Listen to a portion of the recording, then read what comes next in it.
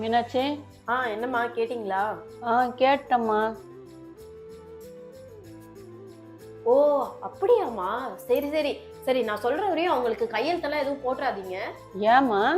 ஏன்னா அவங்க செய்ய போற பிசினஸ நான் தான் ஸ்டார்ட் பண்ண போறேன். நீங்க கையெழுத்து போட்டீங்கன்னா அவங்க உடனே ஸ்டார்ட் பண்ணிடுவாங்களே, கொஞ்ச நாள் பொறுத்து இருங்க. வானம்மா, அதெல்லாம் பாவம் இல்லையா? என்னம்மா பாவம்? நீங்க எனக்கு ஒருத்தவன உருப்படாம கட்டி வச்சீங்களே, அப்ப நான் பாவம் இல்லையா? எவ்வளவு கஷ்டப்படுறேன் தெரியுமா? எதையாச்சும் ஒண்ணு பண்ணாதான் என்னாலயும் வாழ்க்கையில முன்னேற முடியும். ஏற்கனவே எல்லாமே பாத்தீங்கன்னா இந்த மார்க்கெட்ல இருக்கு. ஆனா நீங்க சொல்ற ஐடியா தான் புதுசா இருக்கே. இப்ப அவங்க பண்ண போறதா புதுசா இருக்கு.